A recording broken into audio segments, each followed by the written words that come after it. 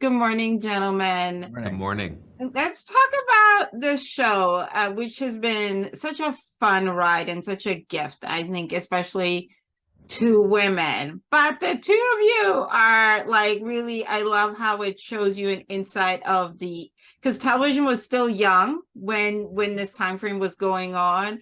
And I especially, Jason, love your feud with Susie. I mean, the Christmas tree thing is everything. Like I feel that way about my Christmas tree too.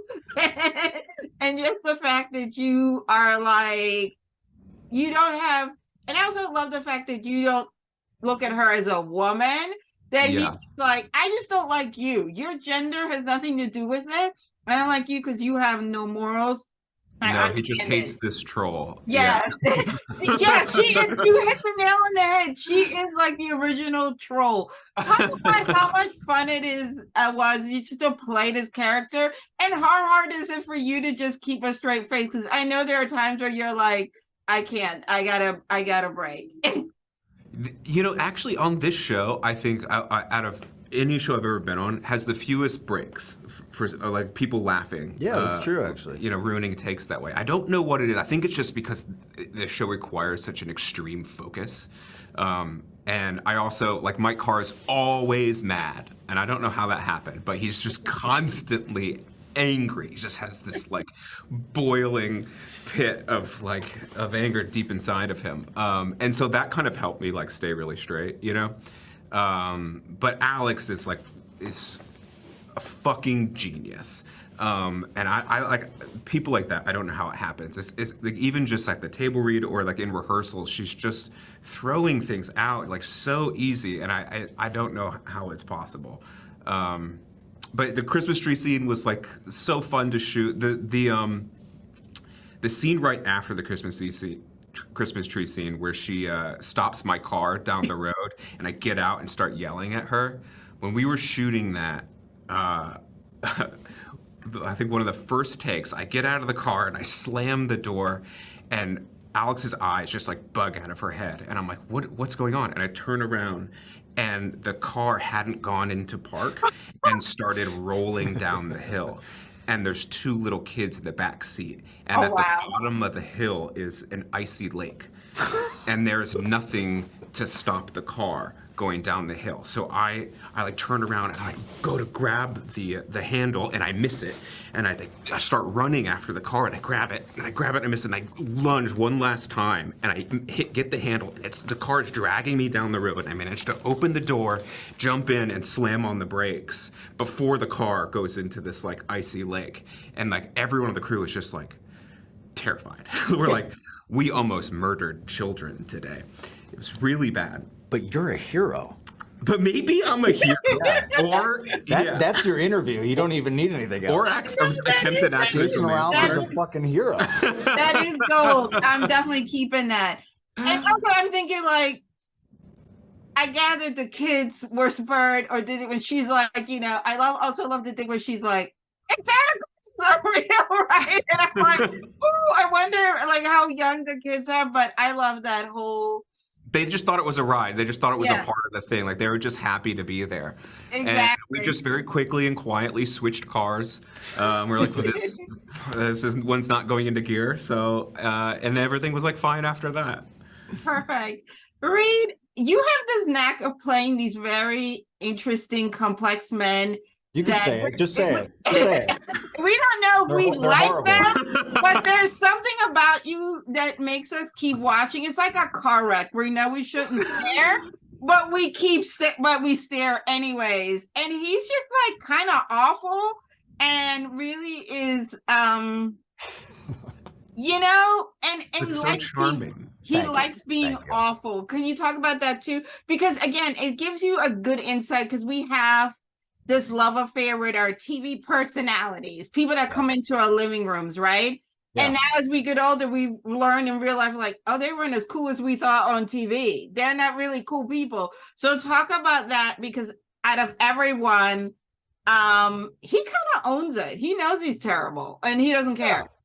I think, look, it's such a unique job to be a late night host. I mean, there's been a couple dozen in history, really, in the United States, if that.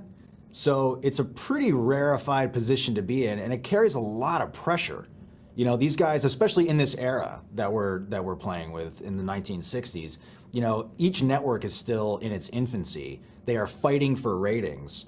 So not only are they going for their artistic integrity, their journalistic integrity, trying to really push the bounds of comedy for the time, and buck the system sort of socially, but they are running a brand new kind of business out there. They are selling soap, they are selling diapers, they are trying to corner the market.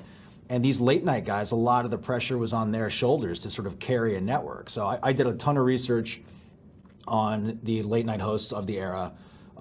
Mostly I focused on Johnny Carson for a variety of reasons. And he was a very, like you said, very complex kind of guy. There were multiple Johnny Carsons. There was the Johnny Carson that you saw behind the desk. There was the Johnny Carson who was, running the writer's room and doing all the things behind the scenes. There was the Johnny Carson at home. And all of these different masks that he wore, from time to time, that was what was interesting to me, and what really attracted me to the role is how do these guys shift from persona to persona throughout the day, and what kind of toll does that take on their psyche? So I think a little bit is, the baked in misogyny of the 60s that drives Gordon Ford to be, kind of a prick a little bit. But I think he's overworked, and he's tired, and he's striving for something that I don't even think he knows what that is yet, because it hasn't been achieved. So there's no one that he's really looking to say, well, that's what I want to do. These guys were the pioneers of this format. And so they're tap dancing, to save their lives. And I love that. Any character that you really get to play with, duality. And, that was one of the fun things, working with Jason and all the writers and the characters that filled in that world of the Gordon Ford show behind the scenes. That was really where the meat of this stuff lied. The stuff in front of the camera was fun to play with, obviously, too. But everything that we had in the office and off of the actual floor of the Gordon Ford show, that was where we just really, really had fun. Absolutely. I would be remiss if I didn't ask you guys, especially, everything is going on in the world concerning women's rights. What have you learned being on a show where a woman is the lead, the show is driven by the lead, and most importantly, she's perfectly imperfect and she's allowed to make mistakes? What has this experience been like for you to just, kind of see Rachel do her thing, and just overall seeing the world through their lens? Let's start with you, Jason. It's a more accurate reflection of life in just a real way. It's we get to see women being women, and it's unfortunately, I guess, kind of rare for television and film to kind of show those relationships between women through a woman's gaze, and especially with a woman writer and filmmaker. So having this team in place to kind of get to show that, I think is really special, and unfortunately special. It shouldn't be, but it is, and that's where we're at. But hopefully it's inspiring for other people to do the same. Mm-hmm. Absolutely, gentlemen. Well, it's been an absolute fun ride. And again, I will now forever, when I pick out a Christmas tree, it will never be the same, because I will immediately think of it. And, my husband was watching it and he was like, so you're not the only nut out there when you pick out a Christmas tree. I'm like, no, we're a strong club of maybe 20. But it's important. Absolutely. Thank you so much. It's been an absolute pleasure. Thank you.